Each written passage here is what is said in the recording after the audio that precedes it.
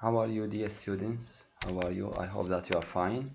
So, really, I miss you since it was a long time since we have met. Of course, in Waiting for Godot, we said that here we are not after the plot. We are not after, the sequence of events inside the story, because in fact there is no steps of development as for the story. So, and this reflects, the sluggish daily routine of modern life and modern man. This is the opposite of Shakespeare's Hamlet, for example. In Shakespeare's Hamlet, we have 5 acts and we have development. We can follow together the sequence of events. But here in Waiting for Godot, we have philosophy, we have ideas. Still, the absurd theater that Waiting for Godot represents its typical example, the most truthful theater. Why? Because it is the closest part and performance to man's daily sluggish routine. Good. We are left actually, as one of the critics says, with an image of two creatures. They are seeking to communicate in a world where real communication is impossible actually. Yes. Look here, the last point. I have nothing to say to you. They kept saying, we have nothing to do, we have nothing to say, we have nothing to hear. So the major theme here, nothingness. Look, for example, of course I will read with you the steps, of developing the sequence of events step by step. Step forward, Estragon, you are angry, forgive me. Estragon lays his hand on Vladimir's shoulder. Come, Didi, come. Just like he used his another name instead of saying, give me your hand, embrace me, don't be stubborn. They embrace. Now after they became apart for a short period of time, they again embrace themselves together. Because you know that Vladimir and Stragon, as if they are like a compass, they can leave each other. Okay? They can't separate themselves from each other. As if one is created for another. They should live together. When he praised him, you know that the major thing here is that they are trying to do what?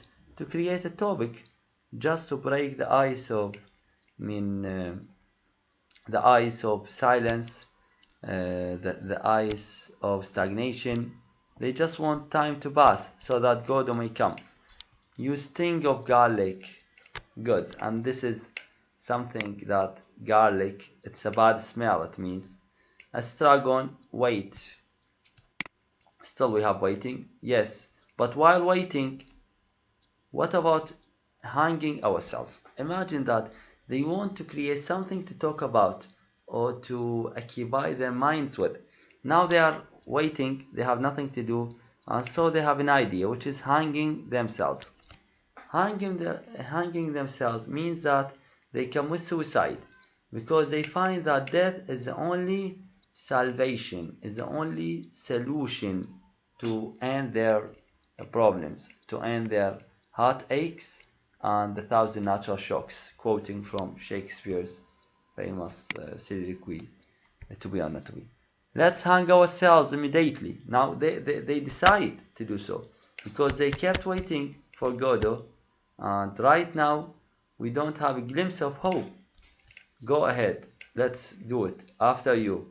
So now they start to discuss who will hang himself first. Who will be the first one?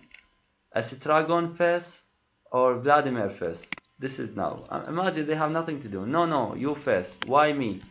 Good, look. You are lighter than I am. You are light because now they try to find a logical excuse for being the first scapegoat as for Estragon and Vladimir. They are looking for logic. And then you are only my hope, Vladimir, he told Estragon. Still they are discussing the matter, but am I heavier than you, Vladimir? They are discussing. They are discussing things which have no sense, actually. Just like the model man.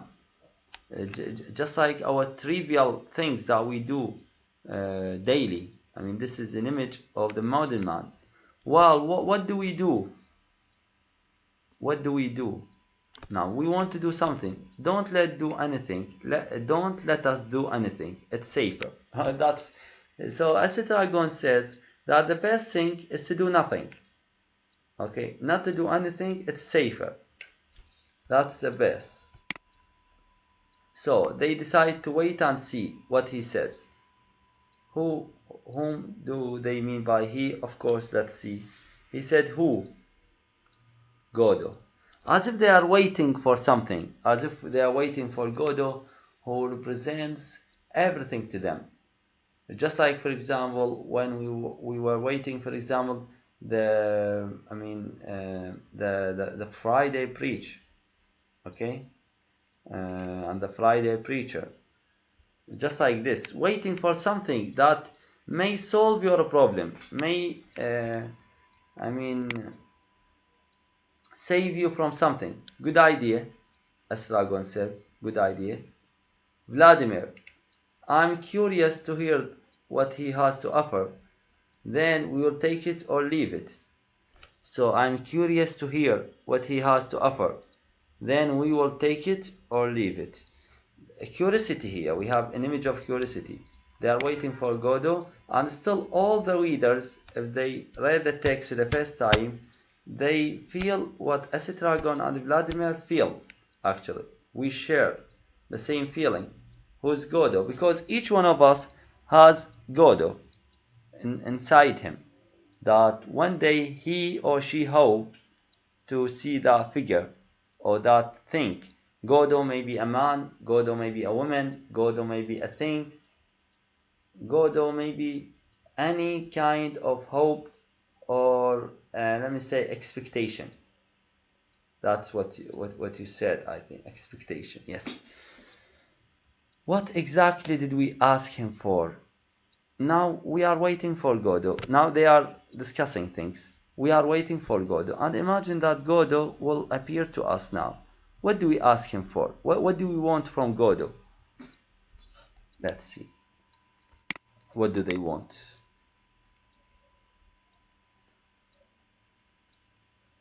Of course, they said they don't know. Well, what do they do? Or nothing very definite. Nothing, actually. But we are just keep waiting.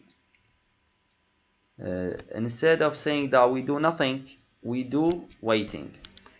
That he would see.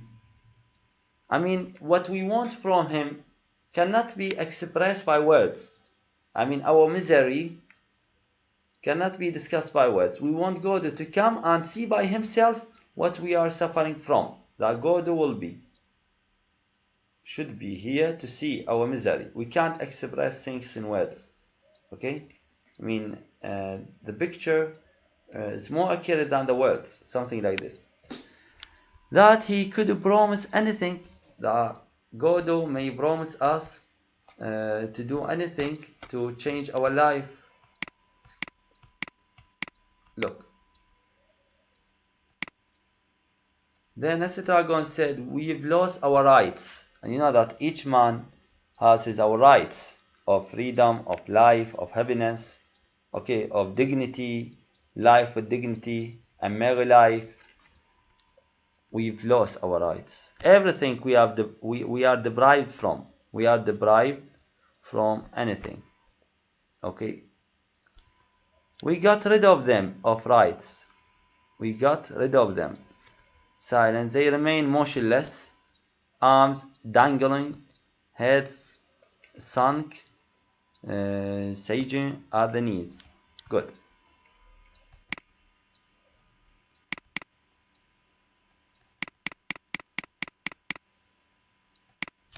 I hear nothing.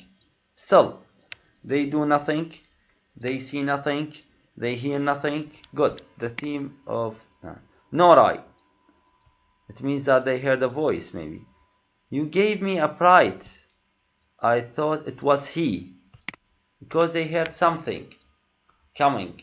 I thought it was he. Who? Godot. Still waiting for Godot. So imagine that they will go on, just they want to break time while they are waiting, because you know that the most difficult thing in man's life is waiting. Time is short, but what does make time long? Waiting. Waiting is what makes time long. I'm hungry. Do you want a carrot? Now, imagine this image. They will change the topic just to break time. For example, they said, when Esragon said, I'm hungry, Vladimir, imagine they don't have anything to cook. Do you want a carrot? I mean, the image of the carrot here. Is that all? Is that all there is? This sentence starts with is and end with is. And this is a strange thing. Is that all there is? I might have some turnips. So they have nothing but either carrots or turnips. And imagine the names. If you imagine the names of these kind of vegetables. The word carrot, like a jizar, or turnip, al-qannabit. Imagine these things here that may that they could find by their side to eat, just to stay alive. Look, how is a carrot? It's a carrot. It's just like when someone asks you. I don't remember, I asked a Russian woman, how is Russia? She said, Russia is Russia. How is Iraq? Iraq is Iraq. How is America? America is America. Good. Then he said, we are not tied. And they will keep saying this. Say, we are not a tree to be tied in one place. Let's move. Let's go. Let's not wait for God. Why we are tied? As if there is something that tied us to Godot. Tied to Godot. We are tied to Godot. What an idea. No question of it. No question. We are tied.